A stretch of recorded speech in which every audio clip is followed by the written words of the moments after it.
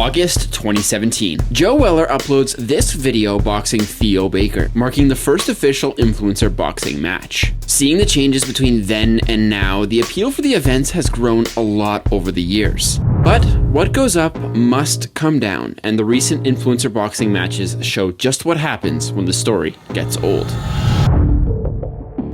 On the internet, one post can change everything. The boxing video from Joe Weller was no different. On a promotional post for Joe Weller's first fight, KSI commented this, marking the start of something nobody could have ever imagined. Joe subsequently won the fight, meaning next up was going to be KSI. They announced the fight in September of 2017 after this altercation at a YouTuber event in London.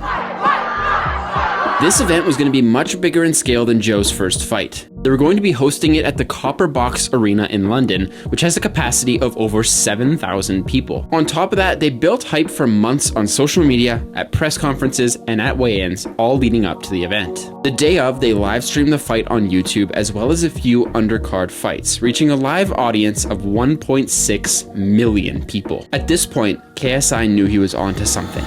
Jake Paul, Logan Paul, any of the Pauls, I don't care. Bring it. The date was ultimately set for late August 2018. That first fight between Logan and KSI sold out the 21,000-seat Manchester Arena in 2018, as well as selling over 1.3 million pay-per-views. That fight, with its creator undercard as well, was such an overwhelming success. And with millions of people watching and a sold-out arena, the social proof was there that these events would continue to be successful.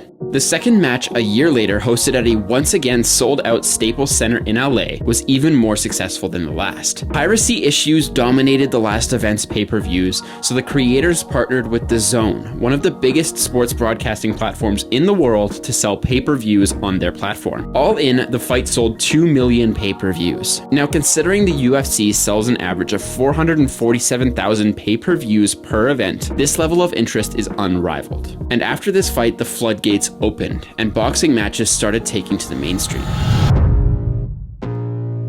2021 was pivotal for boxing events, with so many mainstream events that it's hard to keep track of. First, Jake Paul fought Anderson Gibb, Nate Robinson, Ben Askren, and Tyrone Woodley twice. Fousey had a match against Slim. Barstool put on several rough and rowdy events. After that, Logan Paul had one of the most impactful fights ever, fighting boxing legend Floyd Mayweather at the Hard Rock Arena in Miami. This fight served to bring creator matches to the mainstream. A former Vine creator turned YouTuber was fighting a professional boxer whose record is 51-0. The interest generated around this fight was universal. You didn't need to know a creator to understand this fight. Plus, the fight had so much build-up. From stunts by Jake Paul to press conferences with a lot of trash talk, the build-up around the fight was making it certain to be the biggest event yet. Partnering with Showtime and Fanmio, they reportedly sold well over 1 million pay-per-views. That being despite the fact that they were each $50 US, way higher than any previous creator boxing event. This fight generated a ton of online interest in creator boxing matches and got the ball rolling even faster.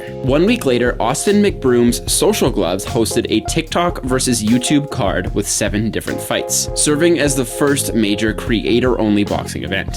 And the list of events goes on and on. 2 social knockout events were hosted with 5 different matches between the 2 events. Deji fought Alex Wasabi with a card that boasted 7 different matches. iDubbbz hosted Creator Clash with 8 different matches. And recently, KSI fought Swarms with a card of 8 matches, hosted at the O2 Arena in London. And most recently, Austin McBroom versus Anderson Gibb had 5 matches at their event. The fights have truly been everywhere for the last couple years. So I did some research and compiled total pay-per-view sales from each of the events I just mentioned to show how big the trend got and how many events happened in such a short period of time. You can see the trend falling pretty quickly following Logan Paul versus Floyd Mayweather. This trend looks bleak for the future of creator boxing.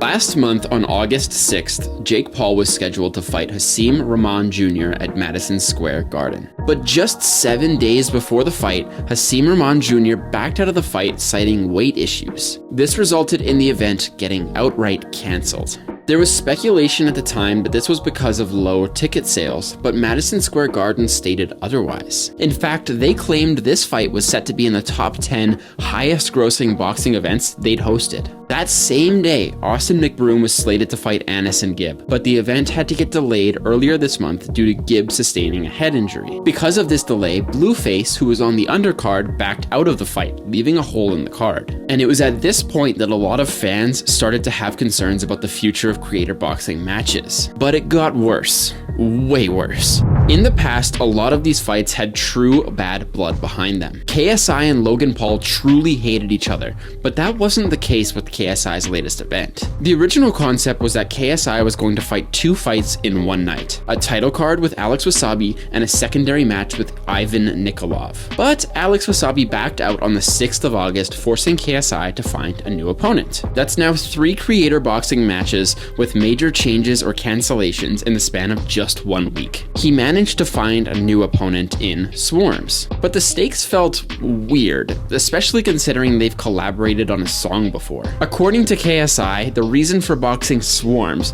was because he didn't show up to an event for the song they collabed on.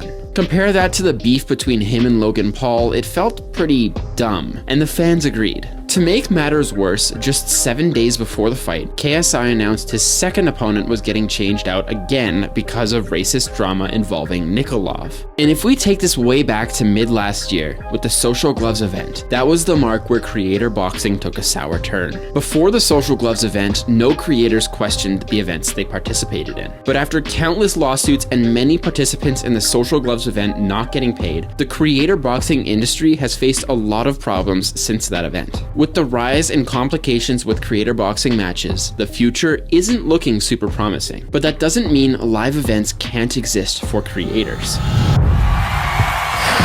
Welcome to Mogul Money Live, everybody, here at the YouTube Theater in SoFi Stadium somehow? $250,000 rock, paper, scissors tournament. But here's the thing, 32 entered, but only 1 will win.